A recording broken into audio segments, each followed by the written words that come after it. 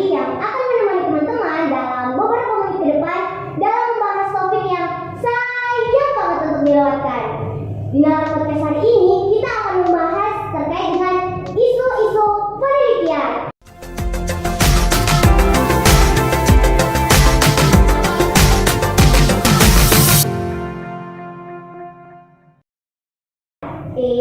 Sebelum itu teman-teman jangan lupa follow sosial media LPM Penalaran dengan cara klik di bawah sini. Dan don't forget juga to like, comment, and share, apalagi subscribe, serta aktifkan juga loncengnya agar teman-teman tidak ketinggalan notifikasi terbaru video dari kami. Oke teman-teman, aku gak bakal ngulik topik ini sendirian. Kita bakal ditemani oleh seorang narasumber yang luar biasa kece dan keren banget, yang udah lama berkecimpung di dunia penelitian. Siapa dia? Tada! Kak Hilman Wirawan. Halo Kak Hilman, gimana kabarnya hari ini Kak? Alhamdulillah baik. Senang sekali bisa bertemu dengan Kakak. Saya juga senang bisa bertemu dengan Jaya. Iya Kak, kemarin sempat excited banget bisa tahu narasumbernya ternyata Kak Hilman, karena Kak Hilman ini juga dilatar belakangnya oleh jurusan psikologi ya Kak? Ya, saya menyelesaikan studi saya di Fakultas Psikologi UNM. Masya Allah, keren banget teman-teman. Jadi, tau gak sih teman-teman, Kak Hilman ini adalah seorang lulusan luar negeri loh. Tapi sebelum itu, saya ingin minta kesediaannya Kak Hilman untuk menceritakan sedikit pengalamannya terkait dengan kenapa sih Kak bisa sekolah di luar negeri dan bagaimana prosesnya di luar negeri tersebut Kak?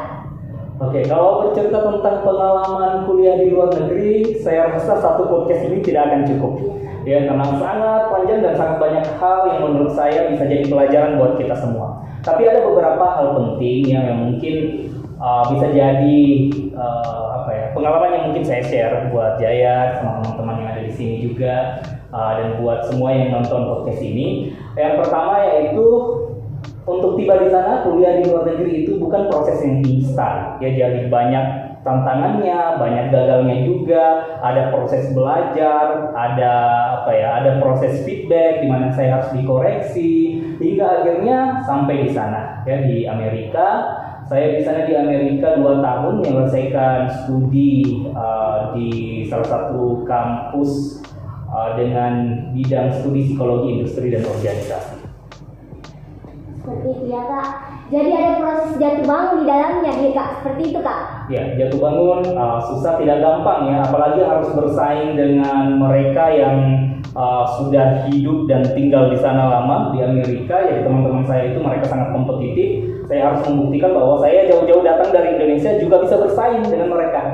Nah, di sana itu tidak peduli kamu dari Indonesia kah, kamu dari Afrika, pokoknya mereka menetapkan standar, dan standar itu semuanya harus lulus.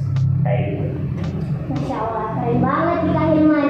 Pasti teman-teman terpacu adrenalinnya untuk seperti Kak Hilman ya. Oke, Kak Hilman, di sini saya baca di CV-nya Kak Hilman. Kak Hilman ini banyak melakukan penelitian.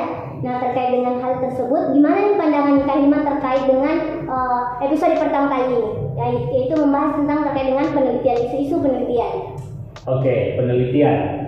Sebenarnya ketika kita berbicara tentang penelitian, di keseharian kita itu secara sengaja ataupun tidak sengaja kita melakukan penelitian.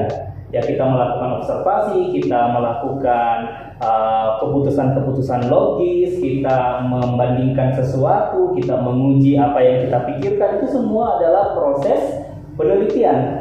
Nah, hanya saja proses penelitian ini kemudian dibuat secara lebih sistematis sehingga bisa dilaporkan dan dibaca oleh banyak orang.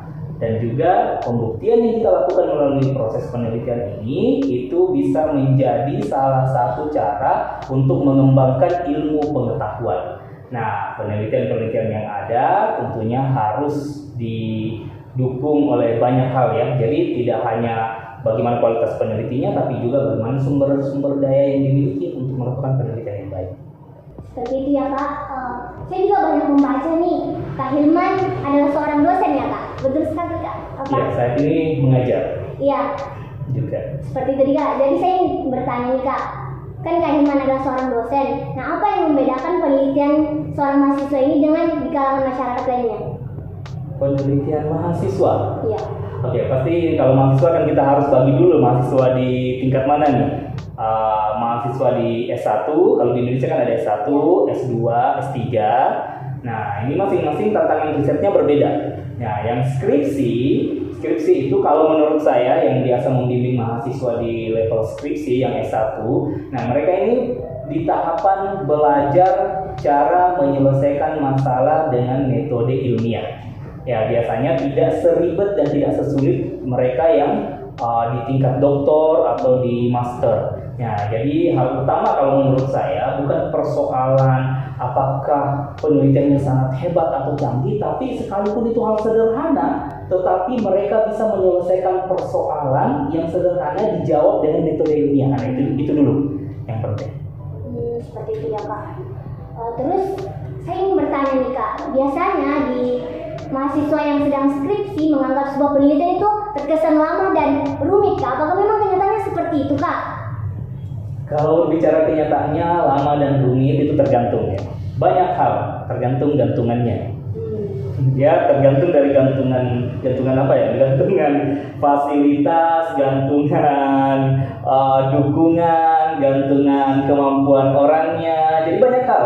Jadi kita tidak bisa mengeneralisasikan bahwa yang namanya skripsi semuanya susah, yang namanya skripsi semuanya apa ya, lama atau memiliki biaya yang besar, ya tidak seperti itu. Nah, ada beberapa hal yang harus kita lihat dulu kalau kita berbicara skripsi susahnya di mana. Apakah susahnya itu di skripsinya atau hubungan antara dosen dan mahasiswa?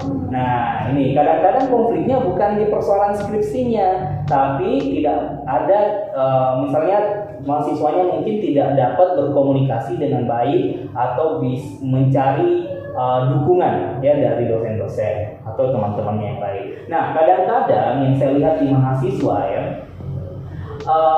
ketika mengerjakan penelitian, misalnya skripsi itu menganggap bahwa satu-satunya sumber kebenaran itu ketika merancang penelitian itu adalah menunggu apa yang dikatakan oleh dosen pembimbing, padahal tidak seperti itu. Nah, ketika kita menyelesaikan penelitian, betul-betul kita sebenarnya harus belajar secara independen, menggunakan semua sumber-sumber belajar yang ada, membaca secara mandiri, bertanya kepada teman. Bahkan waktu kakak dulu mengerjakan tesis di Amerika, meneliti di Amerika, pembimbing saya mengatakan coba kamu kontak profesor yang bidang ilmunya ini di Prancis. Jadi saya itu berkomunikasi dengan profesor yang waktu itu berada di Eropa. Ya, jadi saya berkomunikasi melalui email, meminta referensi dari beliau. Jadi memang ketika kita belajar, apalagi skripsi, pembelajarannya tidak seperti pembelajaran di kelas. Di kelas apalagi mau menganggap bahwa skripsinya harus seperti anak SMA yang diajar di dalam kelas. Itu betul-betul harus kita bisa menjelaskan apa yang kita lakukan. Bahkan kalau pembimbing kakak dulu bilang, kamu harus bisa menjelaskan penelitian ini jauh lebih baik daripada saya. Nah, kayak gitu. Seperti itu ya Kak, jadi ada proses yang begitu panjang sebenarnya ya Kak? Yang namanya meneliti itu tidak berhenti di skripsi.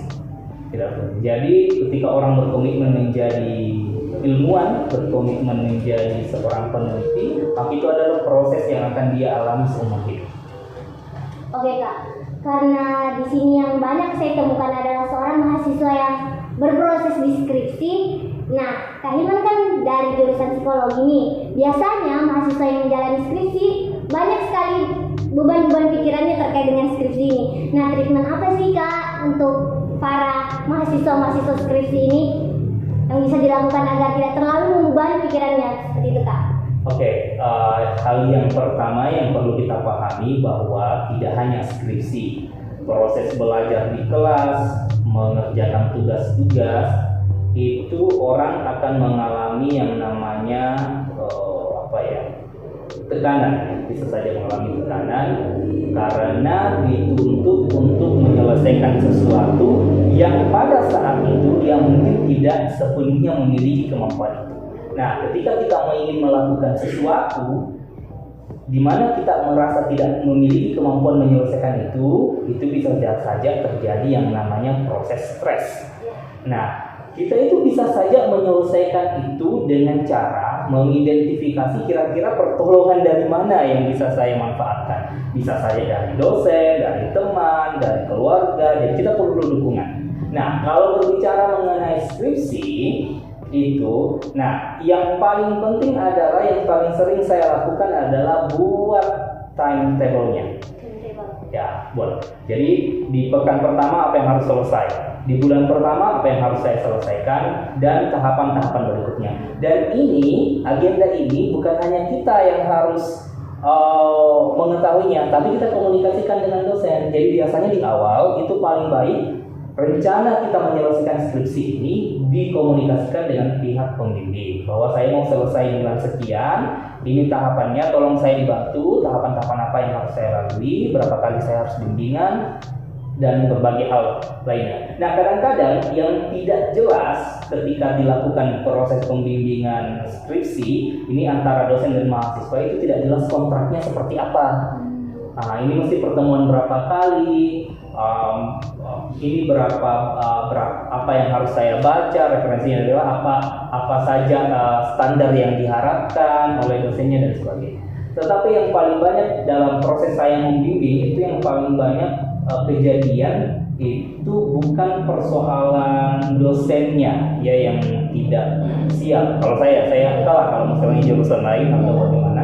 Tapi yang paling banyak kejadian adalah ketika diberikan tugas ke mahasiswanya, oke, ini yang harus diselesaikan, saya minta laporannya tanggal sekian, paling lambat, sudah 1 minggu dari tanggal tersebut nggak ada laporan dari mahasiswanya, nggak ada kabar, bahkan ada yang menghilang sampai setahun.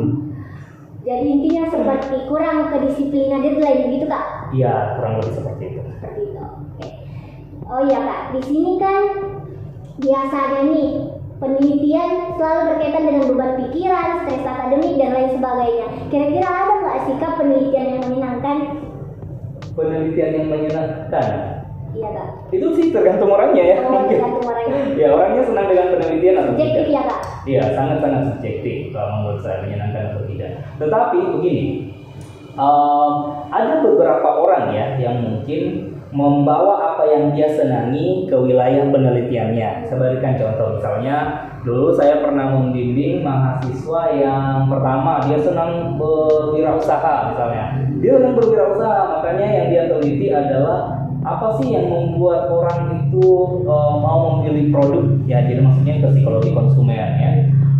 Terus ada yang senang musik, musik, jadi dia itu penelitiannya dia ciptakan sebuah lagu, terus dia meneliti apa efek dari lagu dengan teori-teori tertentu ya, teori-teori psikologi musik itu ada ya, jadi sangat menyenangkan bagi dia. Terus ada yang teman saya itu senang apa ya, senang pelatihan. Nah, mau lihat efek bagaimana sih orang kalau dilatih seperti ini. Jadi yang biasanya terjadi adalah orang itu meneliti apa yang dia minati.